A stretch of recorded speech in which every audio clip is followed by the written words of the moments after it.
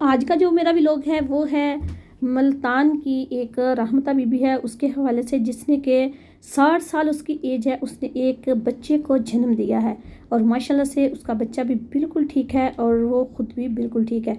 यह कहानी क्या है, ये स्टोरी है क्या, आज के व्लॉग में बड़े ही डिटेल के साथ आपको बताती हूँ। और उनके बच्चों ने उनको घर से क्यों निकाल दिया और अपने फादर को क्यों उन्होंने मार दिया, इसकी यह स्टोरी में जो आज की व्लॉग है इसमें डिटेल के साथ आपके साथ मैं शेयर करती हूँ। बिस्मिल्लाहिर्रहमानिर्रहीम, अस्सलाम वालेकुम वरहमतुल्लाहि वबरकातुहू। अल्हम्दुलिल्लाह मैं ठीक, आई होप कि आप सब लोग भी ठीक होंगे और मज़े में होंगे, खुश होंगे। रमज़ान का आखिरी अशरा जो है वो चल रहा है, तकरीबन आलमोस्ट रमज़ान जो है वो फिनिश होने वाला है। तो आज लास्ट जुम्मा है। मेरी तरफ से आप सब को रमज़ान मुबारक का आखिरी जुम्मा बहुत बहुत मुबारक हो। नेक्स्ट ईयर इंशाल्लाह अल्लाह ताला सबको ज़िंदगी दे और फिर हम सब इकट्ठे रोज़े हों और रखेंगे। कोई पता नहीं किसने हमारे साथ होना है, किसने नहीं होना। हमारा खुद का अपना कुछ, किसी का भी कुछ पता नहीं है। तो अल्लाह ताला से हम दुआ करते हैं कि अल्लाह ताला सबको ज़िंदगी और सेहत तंदुरुस्ती अता फरमा, आमीन। तो जिस तरह हमने इस रमज़ान मुबारक के महीने में इबादत की है और बाकी 11 महीनों में भी अल्लाह ताला हमें इसी तरह ही इबादत करने की तौफीक अता फरमाए, आमीन। तो चलिए जो आज की स्टोरी है वो मैं आपके साथ बताती हूँ आपको कि रहमता बीबी जो है वो एक मुल्तान की रहायशी है और उसके 5 बच्चे थे, 3 बेटियां और 2 बेटे थे। और माशाल्लाह से वो सब जवान थे, बड़े बड़े हो गए थे। एक बेटे की उन्होंने ऑलमोस्ट शादी की हुई थी और दूसरे की जो शादी करनी थी उन्होंने उसके लिए लड़की देखी थी और निकाह का टाइम जो था वो उसका कंफर्म किया हुआ था, उन्होंने डेट रखी हुई थी। और जब उसके बाद क्या होता है, वो जब जो रहमत बीबी है वो बीमार रहने लग जाती है तो उसके जारी बात है उसके जो हस्बैंड होते हैं वो भी तकरीबन 65 to 70 प्लस उनकी एज होती है। तो वो क्या करते हैं उनके लिए, वो कहते हैं कि मेरे पेट में दर्द है। वो कहीं गाँव साथ साथ होते हैं विलेज, तो उधर से जाकर उनको कोई फक्की वगैरह हकीमों से ला के देते हैं, किस तरह मेरी वाइफ के पेट में दर्द है तो वो इस तरह दे मुझे दवाई उसके बारे में। तो वो जब देते हैं उनको कुछ भी आराम नहीं आता। जिस दिन उनके बेटे की डेट जो उन्होंने कंफर्म की होती है उस दिन क्या होता है कि वो जब निकाह का टाइम होता है तो उसी टाइम पे ही वो जो रहमत बीबी होती है वो गिर जाती है। और उनके जो हस्बैंड होते हैं वो नूरदीन, वो भी उनके पास ही, अपनी वाइफ के पास ही खड़े होते हैं और साथ दूसरे लोग भी होते हैं। तो जब वो गिरती है उधर तो उसको उठाते हैं और उठाकर वो बेहोश होकर गिर जाती है। उसको कुछ पता नहीं होता कि मैं किधर हूँ किधर नहीं, लेकिन उसको हॉस्पिटल लेके जाते हैं। हॉस्पिटल जाकर वो लेडी डॉक्टर होती है उसको चेकअप उसका सारा करती है। चेकअप करने के बाद वो अल्ट्रासाउंड वगैरह करती है। तो फिर वो भी एक बार बड़ी परेशान हो जाती है कि ये इस तरह के इतनी एज में। तो ये तो फिर वो पूछती है, उनका जो हस्बैंड होता है नूरदीन वो साथ गया होता है तो उनको पूछती है कि आप कौन है बाबा जी। तो बाबा जी कहती हैं कि मैं हूँ इनका, मैं शोहर हूँ उनका। और जब वो साथ उसका बेटा भी बड़ा होता है तो वो उनसे पूछते कि आप कौन हो। वो कहता है कि मैं उनका बेटा हूँ, ये मेरी माँ है। तो फिर वो पहले तो डॉक्टर साहबा कहती है कि जो आपकी इनके वाइफ है उसको बहुत बड़ी बीमारी जो है वो लाक हो गई है। तो वो ना सकते में आ जाते हैं कि हो पता नहीं कौन सी इनको बीमारी अलग लाक हो गई है। तो उसके बाद फिर वो उसी ही ना वो खुशी से कहती है कि नहीं, बड़े आराम से कि नहीं नहीं ऐसी कोई बात नहीं है, आपकी जो वाइफ है वो प्रेग्नेंट है, इसके ऊपर अल्लाह ताला की रहमत है। तो ये तो बच्चे को, यानी कि इसके पेट में बच्चा है तो ये हामला हो चुकी है। तो जब उनका यही सुनना था कि वो जो नूरदीन है वो भी सकते में आ जाता है और उसका बेटा भी कि ये इन्होंने क्या कर दिया बुढ़ापे में। और ख़ुद भी वो बेचारा बड़े परेशान होता है कि ऐसे अल्लाह ताला ये बुढ़ापे में ऐसे कैसे हो सकता है। लेकिन फिर भी वो अल्लाह ताला का शुक्र अदा करता है कि अल्लाह ताला की तरफ से है, ये हमने कोई गलत तो काम नहीं किया, ना ही मेरी वाइफ ने किया है। लेकिन जब वो घर जाते हैं, घर जाने के बाद वो उनमें बहुत ज़्यादा जो होती है ना वो लड़ाई झगड़ा शुरू हो जाता है। लड़ाई झगड़ा शुरू होने के बाद फिर वो बहुत ज़्यादा उनमें आपस में, यानी कि वो इस तरह की जो बातें होती हैं वो बढ़ने लग जाती हैं।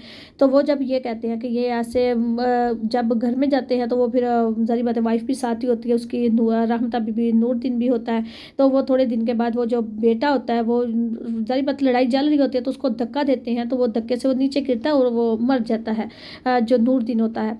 और जो वाइफ होती है वो फिर बेचारी वही रह जाती है। ठीक 10 दिन के बाद वो क्या करते हैं, उसकी वाइफ को भी बेटे जो होते हैं वो घर से निकाल देते हैं। कहते हैं किधर से निकल जा, तुमने हमारी इज्जत नहीं देखी, तुमने ये नहीं किया, आपने वो नहीं किया, अब इस बुढ़ापे में हम लोगों को क्या मुंह दिखाएंगे। हम ये उनको ये नहीं, बदतमीज़ बच्चों को पता कि अल्लाह ताला तो खुद फरमाते हैं कुन फयाकुन, जिस चीज़ को मैं कहता हूँ हो जाती है। अल्लाह ताला तो खुद हर चीज़ पे कादिर है। अल्लाह पाक ने कुरान मजीद में अरशाद फरमाया इन्नल्लाह अला कुल्लि शैइन कदीर, आयत है कुरान मजीद की कि अल्लाह ताला हर चीज़ पे कादिर है। और देखा कि हज़रत ज़िक्र अलैहिस्सलाम कितने ज़्यादा एज में थे, ओल्ड थे, और उनकी वाइफ की बांझ थी, बिल्कुल चांस ही नहीं थे कि इनके घर में बच्चा होगा, लेकिन अल्लाह पाक उनको बेटा अता फरमा सकते हैं इतनी बुरी एज में। और फिर इन्होंने तो पहले भी 5 बच्चे इनके पास थे। तो अल्लाह ताला जिसको बस चाहता है अल्लाह पाक अता फरमा देता है। अल्लाह ताला चाहे तो वो जो चाहे वो कर सकता है। तो बच्चे इधर आकर ये सब कुछ भूल गए और वो अपनी माँ के पीछे ही पड़ गए, और माँ को घर से 10 दिन के बाद माँ को भी घर से निकाल दिया। वो बेचारी चली जाती है घर में जाकर, उधर एक रेस्टोरेंट होता है, उधर चल जाती है, उधर जाकर बैठती है और वो रोने लग जाती है। और वो रेस्टोरेंट वाला पूछता है कि माँ जी क्या है, वो उसको सारी स्टोरी बताती है कि ये बात है। लोग आते हैं उधर, वो पैसे वगैरह देने शुरू कर देते हैं, कोई 10 देता है, कोई 20 50, कोई 1 कोई 2 इस तरह देता है। तो वो देखते हैं कि ये तुम लोग मुझे चैरिटी दे रहे हैं, लेकिन वो कहते हैं कि ये इन पैसों से मैं अपने बच्चे को और नहीं बड़ा करूँगी, इसकी मैं देखभाल इन पैसों से, चैरिटी के पैसों से, यानी कि मांग कर नहीं करूँगी, मैं कमा कर करूँगी। अब आप देखें, अंदाज़ा कर लें कि 60 एज, जिसकी 60 साल एज है वो औरत का, आप कॉन्फिडेंट लेवल चेक करें कि वो कितना कॉन्फिडेंट था उसके अंदर, कि वो कहने लगी कि नहीं ऐसा तो मैं कभी भी नहीं कर सकती, मैं सब कुछ कर सकती हूँ, मैं इस बच्चे को मेहनत करके मैं पढ़ा सकूँगी, पाल सकूँगी, मैं सब कुछ कर सकूँगी।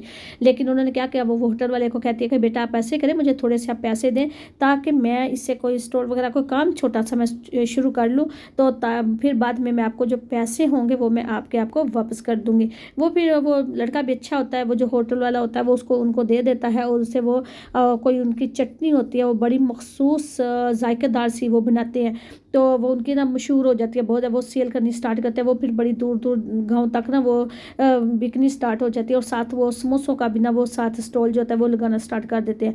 इस तरह उन्होंने छोटे से लेवल से अपना काम जो है होता है वो स्टार्ट करते हैं, और वो बिजनेस यानी कि उनका थोड़ा बड़ा हो जाता है। तो फिर वो बच्चे का जो टाइम था अल्लाह ताला की तरफ से कंफर्म हो कि कब उस बच्चे ने दुनिया पे आना है, तो अल्लाह ताला के हुक्म से वो बच्चा भी बड़ी बोन हो जाता है, और बिल्कुल माँ भी ठीक रहती है और बच्चा भी ठीक रहता है। आप अंदाज़ा कर ले कि 60 साल के बाद उस औरत ने जन्म दिया और कोई ऑपरेट वगैरह नहीं हुआ, ऐसे ही नॉर्मल बच्चा उनका पैदा होता है, और उनका नाम वो अबरार रखते हैं। और फिर उनको भी देखभाल इसी तरह ही रेस्टोरेंट भी साथ चला, अपना कारोबार भी, बिजनेस भी साथ चलाते हैं, और बच्चे की भी देखभाल करते हैं। फिर इसी तरह एक दिन बच्चों को जो दूसरे होते हैं उनका टाइम आ जाता है कि उनको ये होता है कि हम अब घर को जो है वो सेल कर देते हैं। जब सेल करने के लिए आते हैं तो वो वकील जो होता है पटवारी उनके पास जाते हैं, जाके अपने घर का पूछते हैं, तो वो कहते हैं कि ये तो घर तुम्हारी माँ के नाम पे है, आप लोग तो सेल नहीं कर सकते। तो फिर वो लालच में आकर माँ को ढूंढने लग जाते हैं। तो इसलिए देखा ना आपने कि माँ बाप जो होते हैं वो बेलौस मोहब्बत करते हैं अपने बच्चों को, जिनमें कोई भी लालच नहीं होता। लेकिन बच्चे इतने, मैं कहती हूँ कि अल्लाह ताला माफ़ करे आजकल के बच्चों से, कि अल्लाह ताला हदायत इनको नसीब अता फरमाए कि इस तरह ये ना करें। लालच में आकर फिर अपनी माँ को ढूंढना स्टार्ट कर देते हैं कि माँ को लेके आते हैं, किस तरह हम जो जायदाद है वो सारा हाउस जो है वो खुद ले लेते हैं। जब फिर उसको ढूंढते हैं वो घर लेके आते हैं। ज़ाहिर बात 60 साल का उनका भी एक्सपीरियंस था कि बच्चों जिन्होंने मुझे पहले धक्के मारकर घर से बाहर निकाले, आज ये मुझे घर में लाकर इतना प्यार कर रहे हैं, इतना कुछ मेरी इज्जत कर रहे हैं, आखिर कुछ तो दाल में काला, कोई तो वजह होगी। तो वो करती क्या, वो फिर उनकी जो बहू होती है वो फिर वो ही ना उस माँ को, और जो बच्चा होता है उसको मारने का, जहर देने का भी आ रहा है कि वो उनको देने का प्लान करते हैं, लेकिन उसको पता चल जाता है और वो बच्चे को लेकर उधर से निकल जाती है। और निकल कर फिर वो वकील जो होते हैं उनके पास जाती है, मकान के बारे में पूछते हैं। वो कहते हैं कि ये तो मकान जो है ये आपके नाम पे है। वो देखिए आप माँ, जिनके दिल में कभी भी ये ख्याल नहीं है कि मेरा हस्बैंड मेरे नाम करवा गया और मैं सारा ले लूँ और मैं इस बच्चे को दे दूँ। वो माँ थी, माँ ने बोला मेरे लिए सारे बच्चे इक्वल हैं। इसलिए कहते हैं कि जो बच्चे होते हैं ना वो बदतमीजी कर, लेकिन माँ बाप का दिल फिर भी मोम से ज़्यादा नरम है। वो कभी भी अपने बच्चों को कितनी भी गलती कर, लेकिन बच्चे माँ बाप फिर भी माफ़ कर लें। वो कहते हैं कि मेरे बच्चे हैं, क्योंकि जन्म दिया होता है, एक पेट से निकले होते हैं, इसलिए माँ को तकलीफ जो होती है वो सब के बराबर होती है। वो भी छोटा सा था जिसका कुछ जैसा भी बड़ा होना था, उसका नहीं सोचा कि ये जायदाद, सारी बात देखा जाए घर माँ और उस बेटे के नाम पे था। लेकिन वो क्या करती है, वो कहती है कि नहीं, आप ऐसा करें कि ये जितना हिस्सा इस बच्चे को आता उतना इस बच्चे को दे, और जितना मेरे दूसरे बच्चों को आता उतना उतना उनके नाम पे कर दे। तो फिर भी माँ होती है, क्योंकि अगर वो रहने देती है, आप इधर मुझे इधर से मैं स्टोरी से ये मैंने सबक सीखा है कि अगर वो जो घर था वो अगर अपने बच्चे के एक के ही नाम पे कर देती तो उन्होंने उस बच्चे को मार देना था। वो भूल गए थे कि ये हमारा भाई है, एक ही माँ से हम सब हैं, लेकिन वो देखा घर में जाकर लेकर भी उनको मारना ही चाहते थे। लेकिन माँ को पता चल गया, माँ ने फिर वो इक्वल करके जितनी भी उनकी प्रॉपर्टी थी वो उनमें से उनको भी हिस्सा दिया, और जो कुछ उसके छोटे बेटे के लिए जो कुछ बनता था, जितनी प्रॉपर्टी मिलनी थी उन्होंने उतनी ही ली।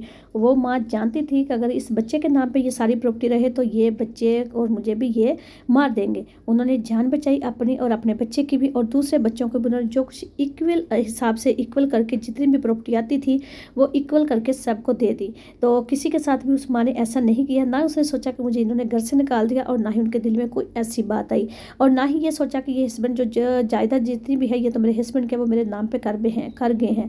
ये भी लालच उन्होंने बिल्कुल नहीं किया। मैं कहती हूँ सलाम है ऐसी औरत को, इतनी स्ट्रॉन्ग औरत को, सलाम है इस माँ को जिसने बच्चे को अपने हस्बैंड की आखिरी निशानी को वो कहने लगे कि मैं दुनिया पे लेके आऊँगी और मैं इसको बच्चे को जन्म दूंगी, क्योंकि उन्होंने कोई ना हक नहीं किया था, वो उनका हक था और वो जायज़ बच्चा था।